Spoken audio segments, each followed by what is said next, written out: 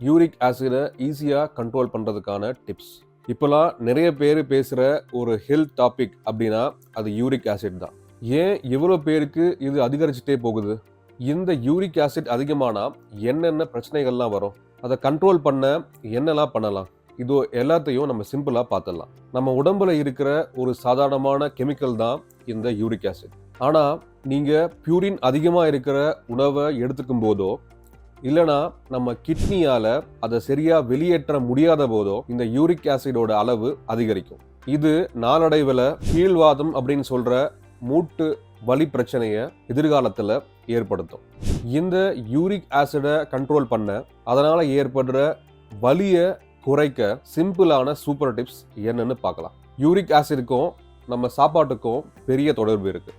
Uric acid அதிகமாக இருக்கிறவங்க உங்கள் உணவில் நார்ச்சத்து அதிகமாக இருக்கிறத உறுதிப்படுத்திக்கோங்க. ப்ராசஸ்ட் ஃபுட்ஸை மொத்தமாக ஓரங்கட்டுங்க. அதாவது பேக்கெட்டில் வர்ற ரெடிமேட் உணவுகள், எண்ணெயில் அதிகமாக பொரிச்ச ஐட்டங்கள், பேக்கெட்டில் வர பிற ஜங்க் ஃபுட், இதையெல்லாம் ஒட்டுமொத்தமாக தவிர்த்திடணும்.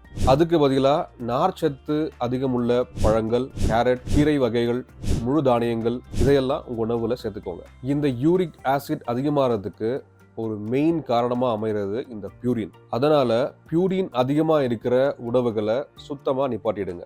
ரெட் மீட், ஷெல்ஃபிஷ் அப்படின்னு சொல்லக்கூடிய மத்தி மீன், பன்றி இறைச்சி, இன்னும் சில வகையான மீன்கள், இதிலெல்லாம் இந்த பியூரின் அதிகமாக இருக்கு. இதை நீங்கள் எடுத்துக்கும் போது உங்கள் உடம்புல யூரிக் ஆசிட் உற்பத்தி அதிகமாக நடக்கும். சர்க்கரை கலந்த ஜூஸ், கோலா மாதிரியான இனிப்பு பானங்கள் இவையெல்லாம் குடிக்காதீங்க. அதில் இருக்கிற ஃப்ரக்டோஸ் அளவு யூரிக் ஆசிடை எகிர வைக்கும். எந்த ஒரு காரணத்துக்காகவும் நீங்கள் ஸ்கிப் பண்ணக்கூடாத ஒரு விஷயம்னு கேட்டிங்கன்னா அது தண்ணி தான்.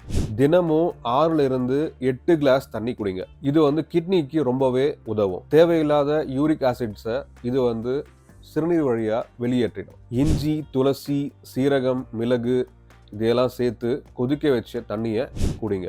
இது நம்மளுடைய மெட்டபாலிசத்தை மேம்படுத்தும். மெட்டபாலிசம் குறையிறதும் யூரிக் ஆசிட் அதிகரிக்கிறதுக்கு ஒரு முக்கிய காரணமாக இருக்குது. யூரிக் ஆசிட் கண்ட்ரோலுக்கு தடையாக இருக்கிற இன்னொரு பெரிய ஃபேக்டர் அப்படின்னு கேட்டிங்கன்னா நம்ம உடல் எடை. அதனால் யூரிக் ஆசிடை கண்ட்ரோல் பண்ணணும்னா முதல்ல உங்கள் உடல் எடையை குறைக்க பாருங்கள். தினமும் 25 நிமிஷம் நடக்கிறது, ஜாகிங் பண்ணுறது, ஏரோபிக் பயிற்சிகள் பண்ணுறது, இந்த மாதிரியான விஷயங்களை மேற்கொள்ளுங்க.